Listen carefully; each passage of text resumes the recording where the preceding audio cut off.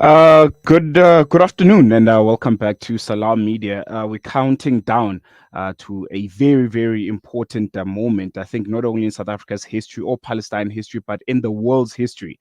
The International Court of Justice will be delivering its ruling at exactly 1 p.m. South African time on the emergency measures requested by South Africa in its genocide case against Israel over its aggression on the Gaza Strip. The provisional measures included requested by South Africa, rather, a request for Israel to suspend its military operations in the Gaza Strip to allow for aid to come into the Gaza Strip and for some of the military members of the IDF to be charged with criminal war and human rights violations. The judges will not rule on the merits of the genocide allegations, which may take years to decide. So this is just provisional measures that could be taken right now. So that the people of Gaza can get some sort of relief.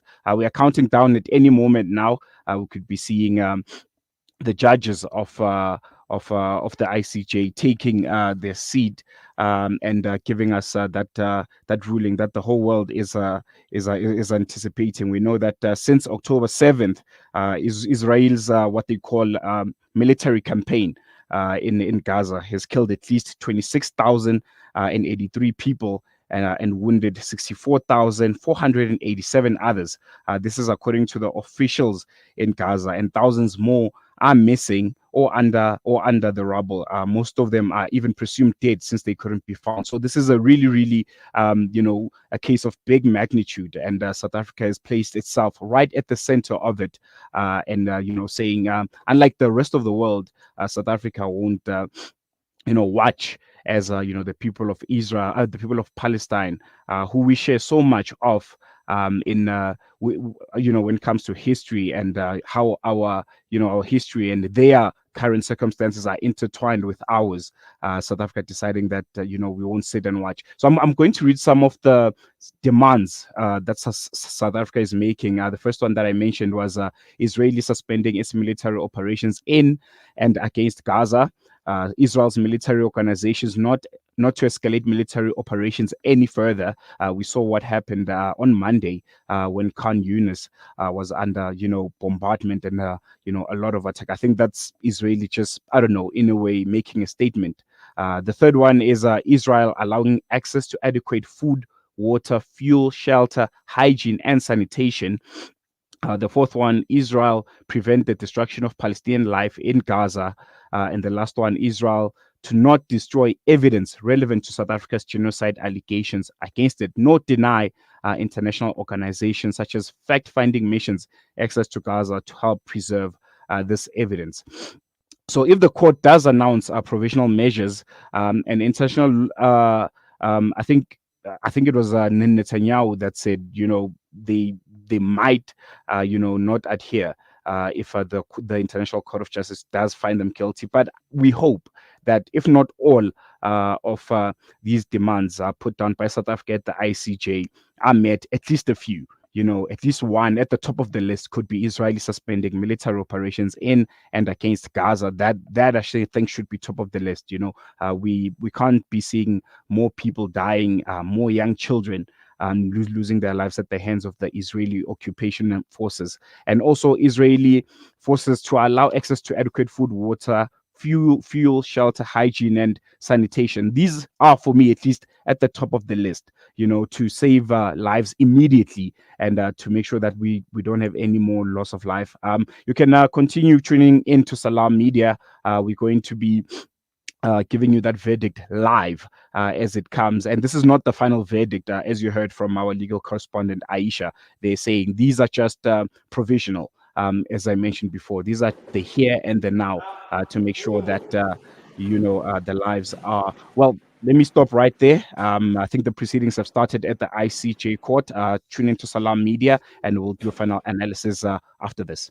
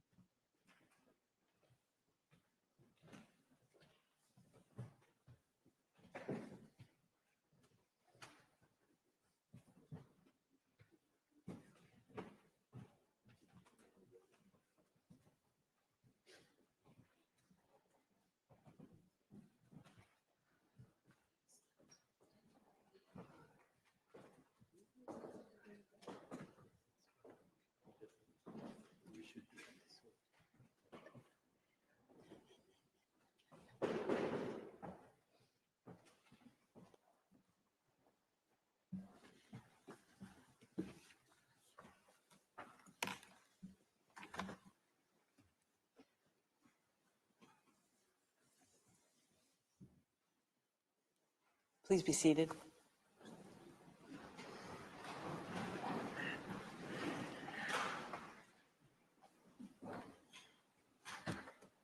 The sitting is open.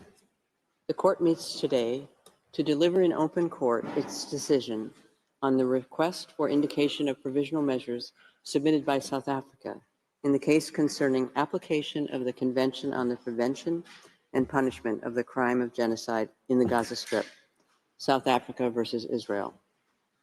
Judge Robinson, who duly participated in both the deliberation and the final vote, is, for reasons made known to me, unable to take his seat on the bench today. I would like to welcome the eminent representatives of the Republic of South Africa and the State of Israel who are in the Great Hall of Justice today. In particular, I recognize the presence of Her Excellency, Ms. Naledi Pandor, Minister of International Relations and Cooperation of the Republic of South Africa. I recall that on 29 December 2023, South Africa filed in the registry of the court an application instituting proceedings against Israel concerning alleged violations in the Gaza Strip of obligations under the Convention on the Prevention and Punishment of the Crime of Genocide, to which I shall refer as the Genocide Convention or the Convention. The application of South Africa contained a request for the indication of provisional measures submitted with reference to Article 41 of the statute and to Articles 73, 74, and 75 of the Rules of Court. In accordance with the usual practice, I shall not read the introductory paragraphs of the order which set out the procedural history of the case. I shall also omit or summarize some other paragraphs. I shall therefore begin the reading of the order at paragraph 13.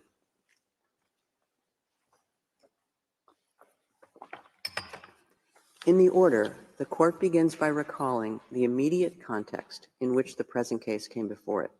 It observes that on 7 October 2023, Hamas and other armed groups present in the Gaza Strip carried out an attack in Israel, killing more than 1,200 persons, injuring thousands, and abducting some 240 people, many of whom continue to be held hostage. Following this attack, Israel launched a large-scale military operation in Gaza by land, air, and sea, which is causing massive civilian casualties, extensive destruction of civilian infrastructure, and the displacement of the overwhelming majority of the population in Gaza. The court is acutely aware of the extent of the human tragedy that is unfolding in the region and is deeply concerned about the continuing loss of life and human suffering.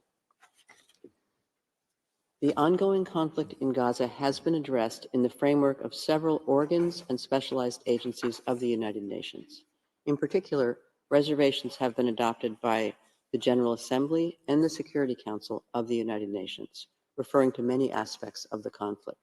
The scope of the present case submitted to the court, however, is limited, as South Africa has instituted these proceedings under the Genocide Convention. The court then turns to the conditions needed to be fulfilled in order for it to indicate provisional measures.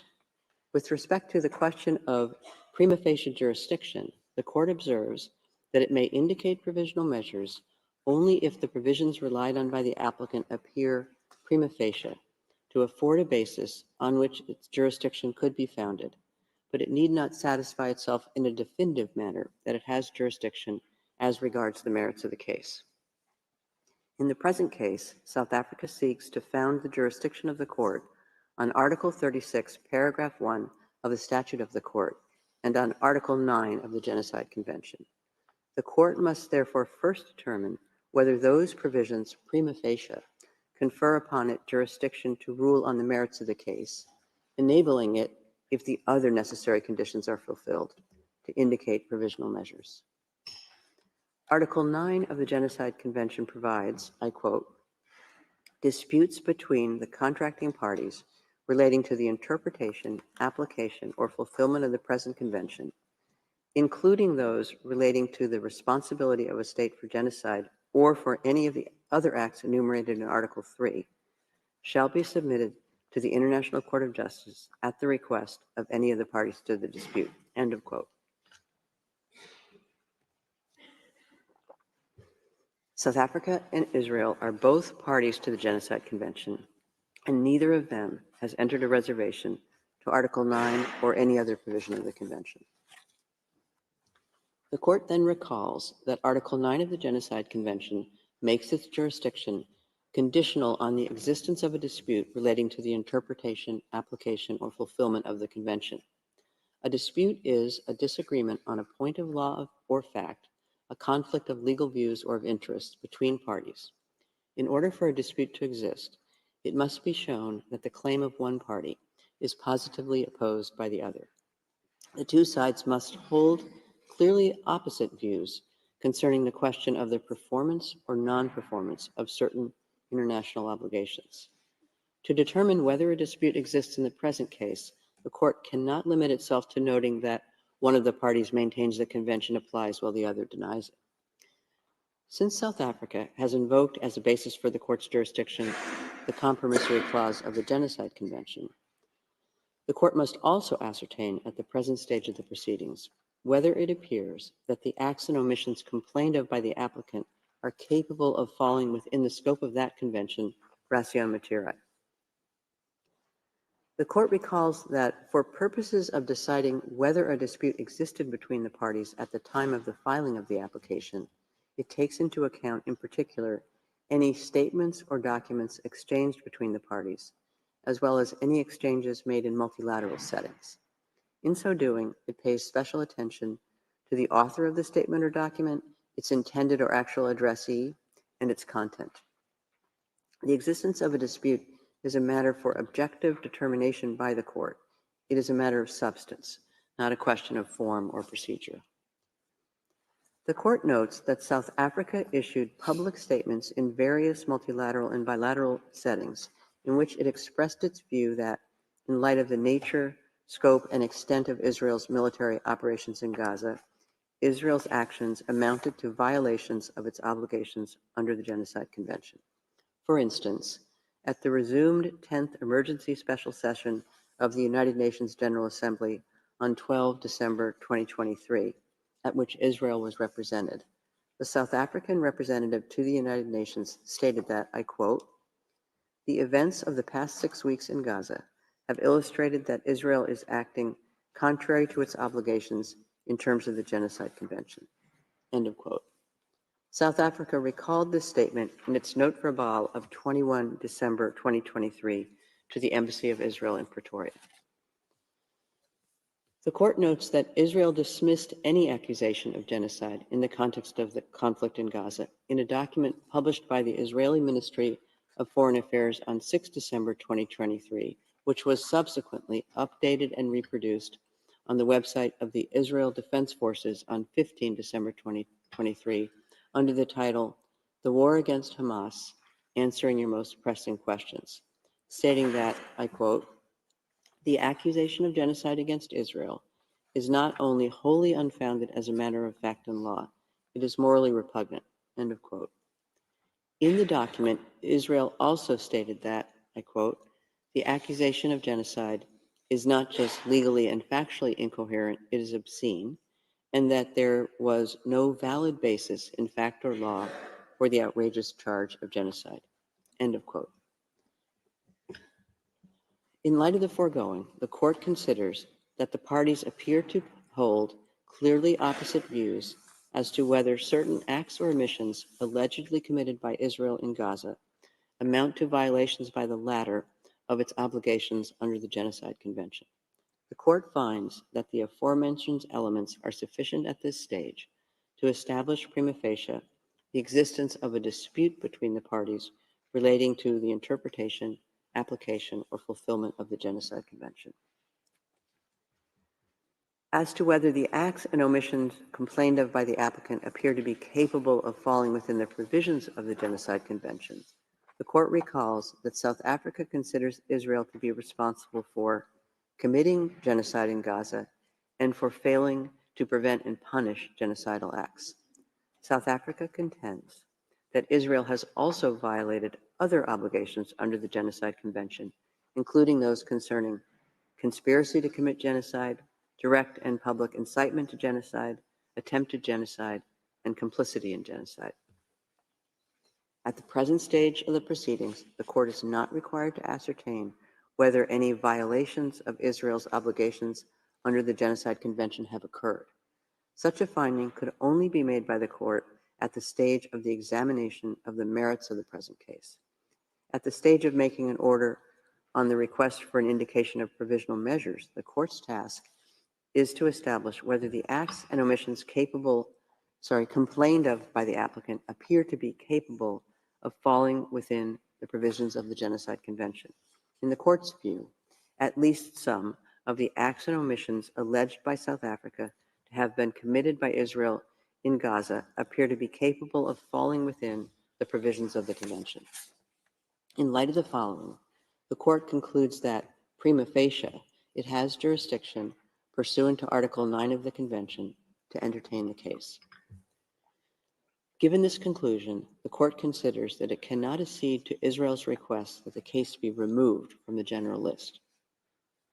The court turns next to the question of standing of South Africa. Court notes that the respondent did not challenge the standing of the applicant in the present proceedings.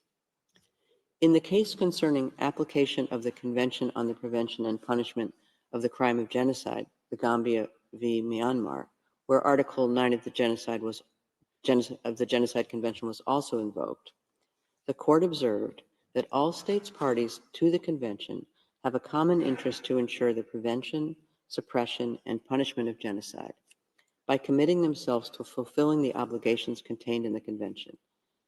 Such common interest implies that the obligations in question are owed by any state party to all the other state parties to the relevant convention.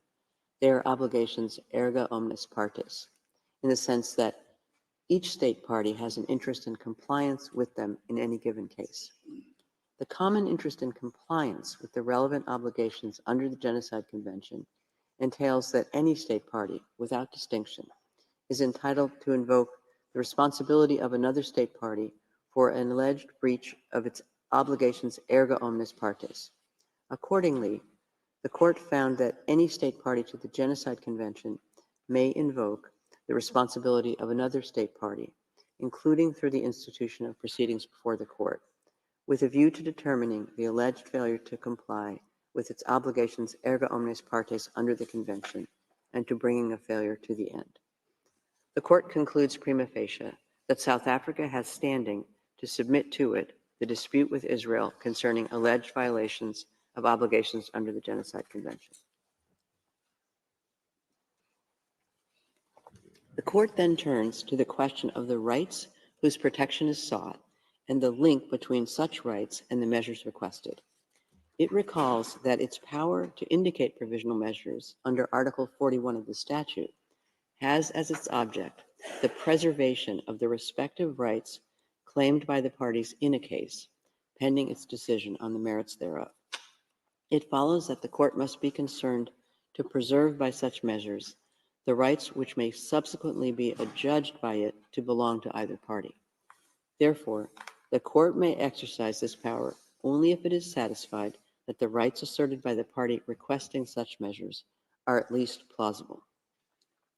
At this stage of the proceedings, however, the court is not called upon to determine definitively whether the rights which South Africa wishes to seek protected exist. It need only decide whether the rights claimed by South Africa and for which it seeks protection are plausible.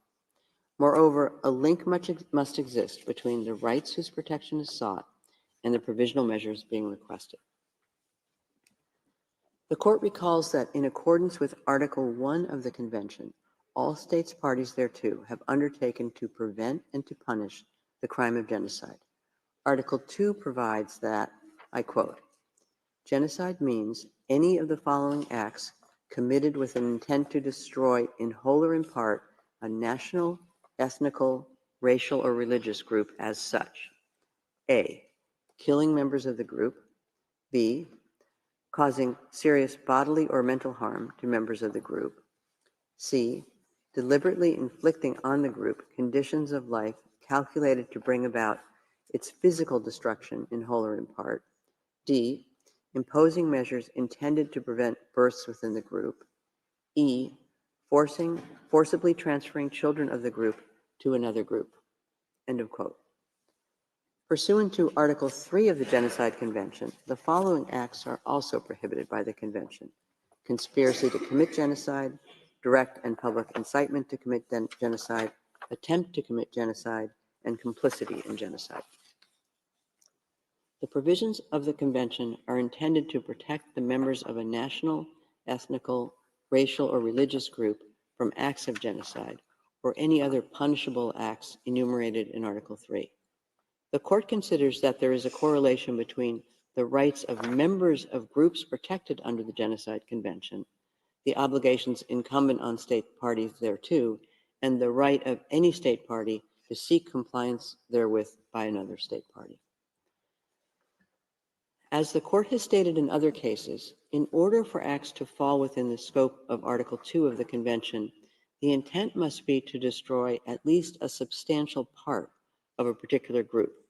This is demanded by the very nature of the crime of genocide, since the object and purpose of the Convention as a whole is to prevent the intentional destruction of groups. The part targeted must be significant enough to have an impact on the group as a whole. The Palestinians appear to constitute a distinct national, ethnical, racial, or religious group, and hence a protected group within the meaning of Article 2 of the Genocide Convention. The Court observes that, according to United Nations sources, the Palestinian population in the Gaza Strip comprises over 2 million people. Palestinians in the Gaza Strip form a substantial part of the protected group. The Court notes that the military operation being conducted by Israel following the attack of 7 October 2023 has resulted in a large number of deaths and injuries, as well as massive destruction of homes, the forcible displacement of the vast majority of the population, and extensive damage to civilian infrastructure. While figures relating to the Gaza Strip cannot be independently verified, recent information indicates that 25,700 Palestinians have been killed, over 63,000 injuries have been reported, over 360 housing units have been destroyed or partially damaged, and approximately 1.7 million persons have been internally displaced. The Court takes note in this regard of the statement by the United Nations Undersecretary General for Humanitarian Affairs and Emergency Relief Coordinator, Mr. Martin Griffiths, on 5 January 2024. I quote, "Gaza has become a place of death and despair. Families are sleeping in the open as temperatures plummet. Areas where civilians were told to relocate for their safety have come under bombardment. Medical facilities are under relentless attack. A public health disaster is unfolding. Gaza has simply become uninhabitable. Its people are witnessing daily threats to their very existence while the world watches on." End of quote.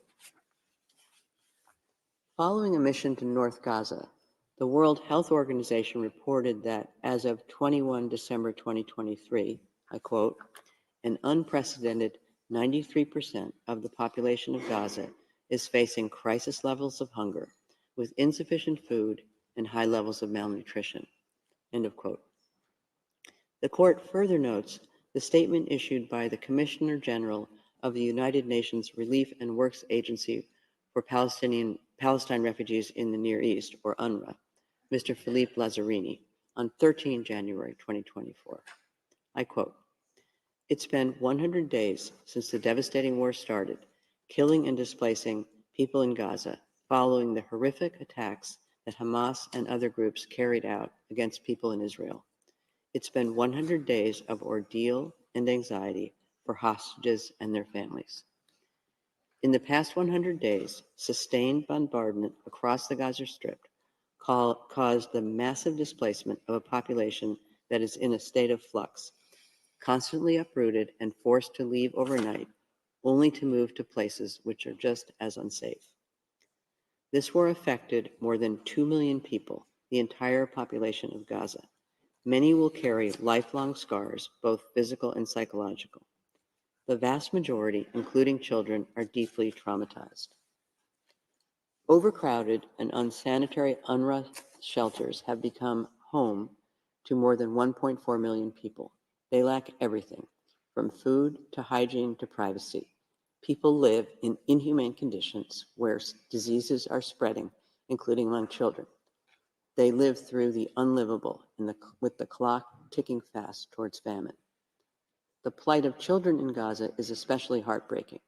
An entire generation of children is traumatized and will take years to heal. Thousands have been killed, maimed, and orphaned. Hundreds of thousands are deprived of education. Their future is in jeopardy with far-reaching and long-lasting consequences. The UNRWA Commissioner General also stated that the crisis in Gaza is, I quote, compounded by dehumanizing language, end of quote. In this regard, the court has taken note of a number of statements made by senior Israeli officials. It calls attention in particular to the following examples.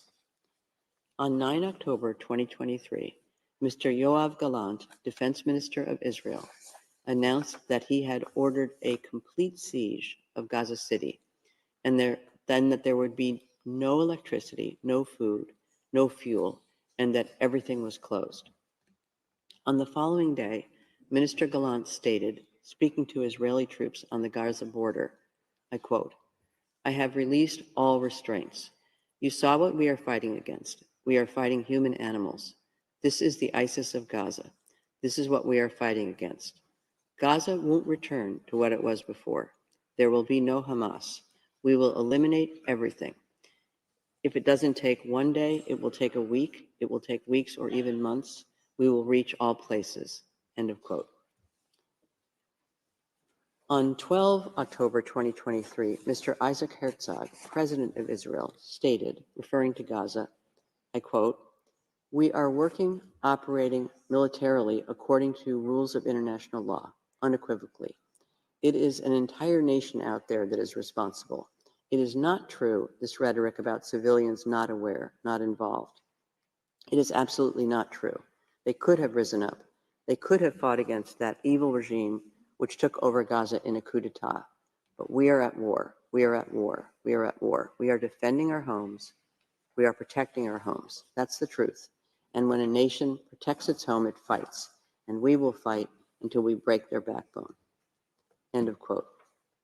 On 13 October 2023, Mr. Israel Katz, then Minister of Energy and Infrastructure of Israel, stated on X, formerly Twitter, I quote, we will fight the terrorist organization Hamas and destroy it. All the civilian population in Gaza is ordered to leave immediately. We will win. They will not receive a drop of water or a single battery until they leave the world. End of quote. The court also takes note of a press release of 16 November 2023, issued by 37 special rapporteurs, independent experts, and members of working groups part of the special procedures of the United Nations Human Rights Council, in which they voiced alarm over, I quote, discernibly genocidal and dehumanizing rhetoric coming from senior Israeli government officials, end of quote. In addition, on 27 October 2023, the United Nations Committee on the Elimination of Racial Discrimination observed that it was highly concerned about the sharp increase in racist hate speech and dehumanization directed at Palestinians since 7 October. In the court's view, the aforementioned facts and circumstances are sufficient to conclude that at least some of the rights claimed by South Africa and for which it is seeking protection are plausible. This is the case with respect to the right of Palestinians in Gaza to be protected from acts of genocide and related prohibited acts identified in Article 3, and the right of South Africa to seek Israel's compliance with the latter's obligations under the Convention.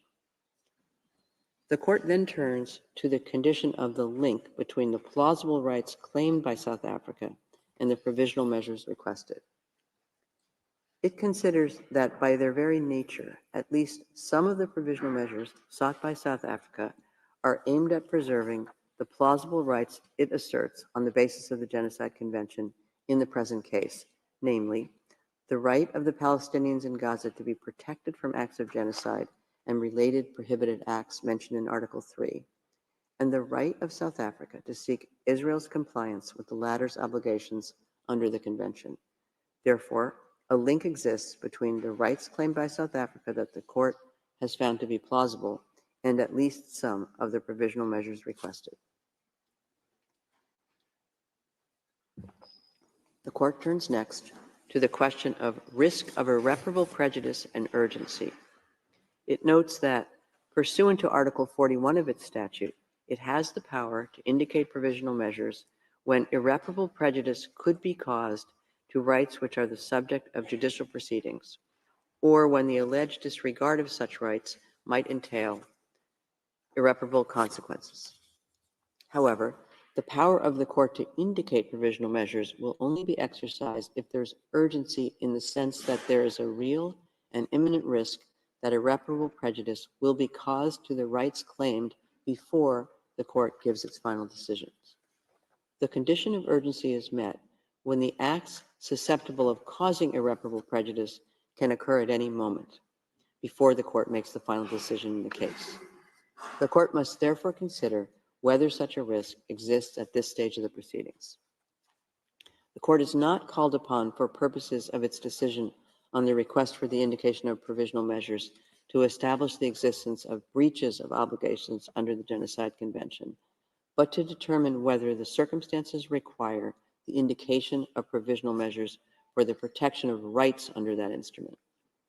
As already noted, the court cannot at this stage make definitive findings of fact, and the right of each party to submit arguments with respect to the merits remains unaffected by the court's decision on the request for the indication of provisional measures. The court recalls that, as underlined in General Assembly Resolution 96-1 of 11 December 1946, I quote, "Genocide is a denial of the right of existence of entire human groups, as homicide is the denial of the right to live of individual human beings. Such denial of the right of existence shocks the conscience of mankind, results in great losses to humanity in the form of cultural and other contributions represented by these human groups, and is contrary to moral law and to the spirit and aims of the United Nations." End of quote. In view of the fundamental values sought to be protected by the Genocide Convention, the court considers that the plausible rights in question in this proceeding, namely, the right of Palestinians in the Gaza Strip to be protected from acts of genocide and related prohibited acts identified in Article 3 of the Genocide Convention, and the right of South Africa to seek Israel's compliance with the latter's obligation under the Convention, are of such a nature that prejudice to them is capable of causing irreparable harm. During the ongoing conflict, senior United Nations officials have repeatedly called attention to the risk of further deterioration of conditions in the Gaza Strip. The court takes note, for instance, of the letter dated 6 December 2023, whereby the Secretary General of the United Nations brought the following information to the attention of the Security Council. I quote, "The healthcare system in Gaza is collapsing. Nowhere is safe in Gaza. Amid constant bombarding by the Israel Defense Forces and without shelter or the essentials to survive, I expect public order to completely break down soon due to the desperate conditions rendering even limited humanitarian assistance impossible. An even worse situation could unfold, including epidemic diseases and increased pressure for mass displacement into neighboring countries. We are facing a severe risk of collapse of the humanitarian system. The situation is fast deteriorating into a catastrophe with potentially irreversible implications for Palestinians as a whole and for peace and security in the region. Such an outcome must be avoided at all costs." End of quote. On 5 January 2024, the Secretary General wrote again to the Security Council, providing an update on the situation in the Gaza Strip and observing that, I quote, "Sadly, devastating levels of death and destruction continue." End of quote. The court also takes note of the 17 January 2024 statement issued by the UNRWA Commissioner General upon return from his 4th visit to the Gaza Strip since the beginning of the current conflict in Gaza. I quote, "Every time I visit Gaza, I witness how people have sunk further into despair, with the struggle for survival consuming every hour." End of quote. The court considers that the civilian population in the Gaza Strip remains extremely vulnerable. It recalls that the military operation conducted by Israel after 7 October 2023 has resulted inter alia in tens of thousands of deaths and injuries and the destruction of homes, schools, medical facilities, and other vital infrastructure, as well as displacement on a massive scale. The court notes that the operation is ongoing and that the Prime Minister of Israel announced on 18 January 2024 that the war, I quote, "will take many more long months," end of quote. At present, many Palestinians in the Gaza Strip have no access to the most basic foodstuffs, potable water, electricity, essential medicines, or heating. The World Health Organization has estimated that 15% of the women giving birth in Gaza Strip are likely to experience complications and indicates that maternal and newborn death rates are expected to increase due to the lack of access to medical care. In these circumstances, the court considers that the catastrophic humanitarian situation in the Gaza Strip is at serious risk of deteriorating further before the court renders its final judgment.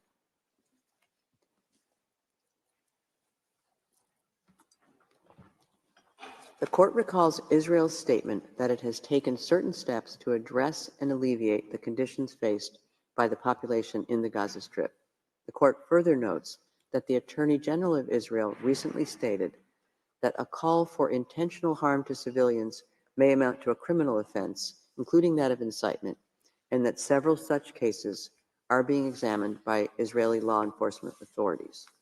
While such steps are to be encouraged, they are insufficient to remove the risk that irreparable prejudice will be caused before the court issues its final decision in the case. In light of the foregoing, the court considers that there is urgency in the sense that there is a real and imminent risk that irreparable prejudice will be caused to the rights found by the court to be plausible before it gives its final decision. The court concludes on the basis of the aforementioned considerations that the conditions required by its statute for it to indicate provisional measures are met. It is therefore necessary, pending its final decision, for the court to indicate certain measures in order to protect the rights claimed by South Africa that the court has found to be plausible. The court recalls that it has the power under its statute, when a request for provisional measures has been made, to indicate measures that are in whole or in part other than those requested. In the present case, having considered the terms of the provisional measures requested by South Africa and the circumstances of the case, the court finds that the measures indicated need not be identical to those requested. The court considers that, with regard to the present situation, Israel must, in accordance with its obligations under the Genocide Convention, in relation to Palestinians in Gaza, take all measures within its power to prevent the commission of all acts within the scope of Article 2 of the Convention, in particular, A, killing members of the group, B, causing serious bodily or mental harm to members of the group, C, deliberately inflicting on the group conditions of life calculated to bring about its physical destruction in whole or in part, and D, imposing measures intended to prevent births within the group. The court recalls that these acts fall within the scope of Article 2 of the Convention when they are committed with the intent to destroy in whole or in part the group as such. The court further considers that Israel must ensure with immediate effect that its military forces do not commit any of the. The court is also of the view that Israel must take measures within its power to prevent and punish the direct and public incitement to commit genocide in relation to the members of the Palestinian group in the Gaza Strip.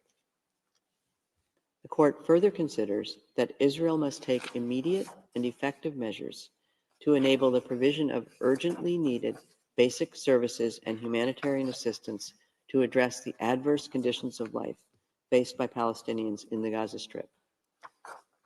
Israel must also take effective measures to prevent the destruction and ensure the preservation of evidence related to allegations of acts within the scope of Article 2 and Article 3 of the Genocide Convention against members of the Palestinian group in the Gaza Strip. Regarding the provisional measure requested by South Africa that Israel must submit a report to the court on all measures taken to give effect to the order, the court recalls that it has the power, reflected in Article 78 of the Rules of Court, to request the parties to provide information on any matter connected with the implementation of any provisional measures it has indicated.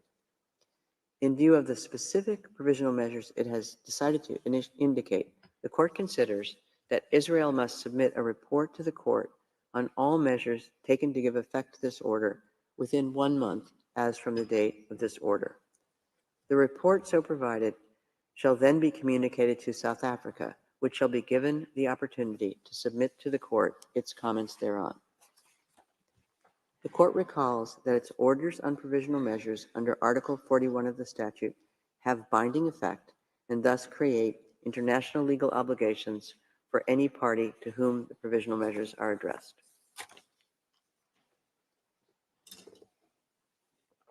The court reaffirms that the decision given in the present proceedings in no way prejudges the question of the jurisdiction of the court to deal with the merits of the case or any questions related to the admissibility of the application or to the merits themselves. It leaves unaffected the right of the governments of the Republic of South Africa and the State of Israel to submit arguments in respect of these questions. The order then states that the court deems it necessary to emphasize that all parties to the conflict in the Gaza Strip are bound by international humanitarian law. It is gravely concerned about the fate of the hostages abducted during the attack in Israel on 7 October 2023 and held since then by Hamas and other armed groups, and calls for their immediate and unconditional release. I shall now read out the operative part of the order. For these reasons, the court indicates the following provisional measures. 1. By 15 votes to 2, the State of Israel shall, in accordance with its obligations under the Convention on the Prevention and Punishment of the Crime of Genocide in relation to the Palestinians in Gaza, take all measures within its power to prevent the commission of all acts within the scope of Article 2 of the Convention, in particular, A, killing members of the group, B, causing serious bodily or mental harm to members of the group, C, deliberately inflicting on the group conditions of life calculated to bring about its physical destruction in whole or in part, and D, imposing measures intended to prevent births within the group. In favor, President Donahue, Vice President Gevorgian, Judges Tomka, Abraham, Benuna, Yusuf, Shway, Bandari, Robinson, Salam, Iwasawa, Nolte, Charlesworth, Brandt, Judge Ad hoc Moseneke. Against, Judge Sebatunde, Judge Ad hoc Barak. By 15 votes to 2, the State of Israel shall ensure, with immediate effect, that its military does not commit any acts described in point 1 above. In favor, President Donahue, Vice President Gevorgian, Judges Tomka, Abraham, Benuna, Yusuf, Shway, Bandari, Robinson, Salam, Iwasawa, Nolte, Charlesworth, Brandt, Judge Ad hoc Moseneke. Against, Judge Sebatunde, Judge Ad hoc Barak. By 16 votes to 1, the State of Israel shall take all measures within its power to prevent and punish the direct and public incitement to commit genocide in relation to members of the Palestinian group in the Gaza Strip.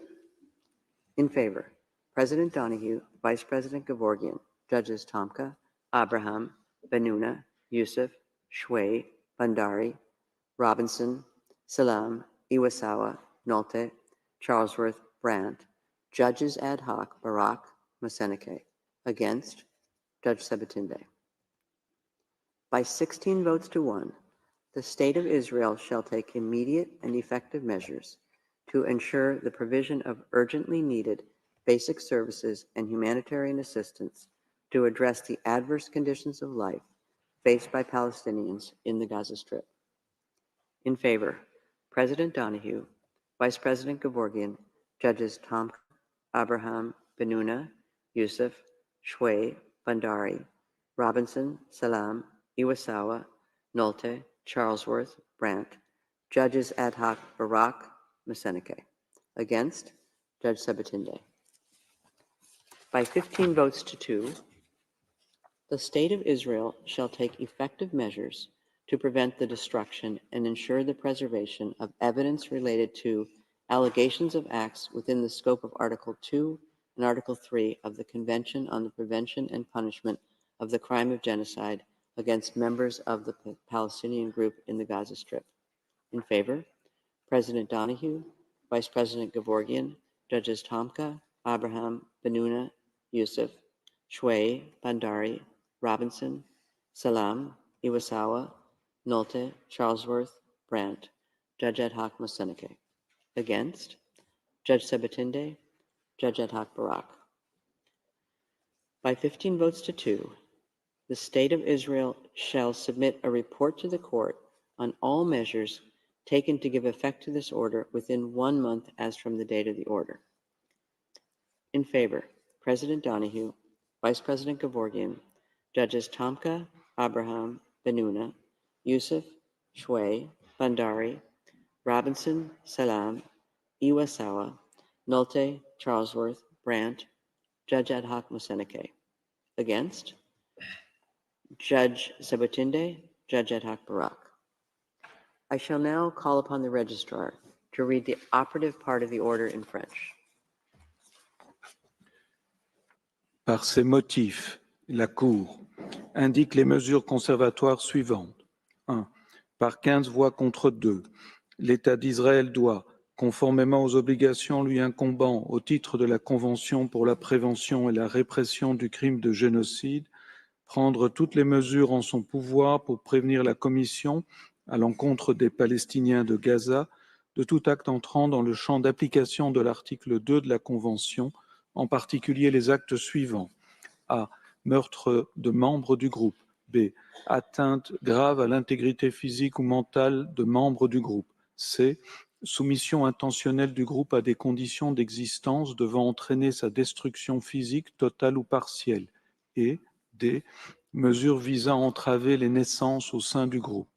Pour Madame Donoghue, présidente, Monsieur Gevorgian, vice-président, Messieurs Tomka, Abraham, Benuna, Youssouf, Madame Choué, Messieurs Bandari, Robinson, Salam, Iwasawa, Nolte, Madame Charlesworth, Monsieur Brand, juge, Monsieur Moseneke, juge ad hoc. Contre, Madame Sebutinde, juge, Monsieur Barak, juge ad hoc. 2. Par 15 voix contre 2, l'État d'Israël doit veiller avec effet immédiat à ce que son armée ne commette aucun des actes visés au point 1 ci-dessus. Pour Madame Donoghue, présidente, Monsieur Gevorgian, vice-président, Messieurs Tomka, Abraham, Benuna, Youssouf, Madame Choué, Messieurs Bandari, Robinson, Salam, Iwasawa, Nolte, Madame Charlesworth, Monsieur Brand, juge, Monsieur Moseneke, juge ad hoc. Contre, Madame Sebutinde, des juges, Monsieur Barak, juge ad hoc. 3. Par 16 voix contre 1, l'État d'Israël doit prendre toutes les mesures en son pouvoir pour prévenir et punir l'incitation directe et publique à commettre le génocide à l'encontre des membres du groupe des Palestiniens de la bande de Gaza. Pour Madame Donoghue, présidente, Monsieur Gevorgian, vice-président, Messieurs Tomka, Abraham, Benuna, Youssouf, Madame Choué, Messieurs Bandari, Robinson, Salam, Iwasawa, Nolte, Madame Charlesworth, Monsieur Brand, juge, Messieurs Barak, Moseneke, juge ad hoc, contre Madame Sebutinde, juge. 4. Par 16 voix contre 1, l'État d'Israël doit prendre sans délai des mesures effectives pour permettre la fourniture des services de base et de l'aide humanitaire requis de toute urgence afin de remédier aux difficiles conditions d'existence auxquelles sont soumis les Palestiniens de la bande de Gaza. Pour Madame Donoyou, présidente, Monsieur Gevorgyan, vice-président, Messieurs Tomka, Abraham, Benouna, Youssouf, Madame Choué, Messieurs Bandari, Robinson, Salam, Iwasawa, Nolte, Madame Charlesworth, Monsieur Brand, juge, Messieurs Barak, Moseneke, juge ad hoc. Contre, Madame Sebutinde, juge. 5. Par 15 voix contre 2, l'État d'Israël doit prendre des mesures effectives pour prévenir la destruction et assurer la conservation des éléments de preuve relatifs aux allégations d'actes entrant dans le champ d'application des articles 2 et 3 de la Convention pour la prévention et la répression du crime de génocide commis contre les membres du groupe des Palestiniens de la bande de Gaza.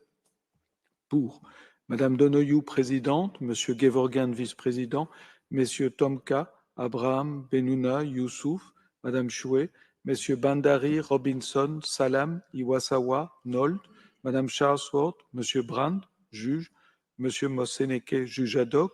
Contre, Madame Sebutinde, juge, Monsieur Barak, juge ad hoc. 6.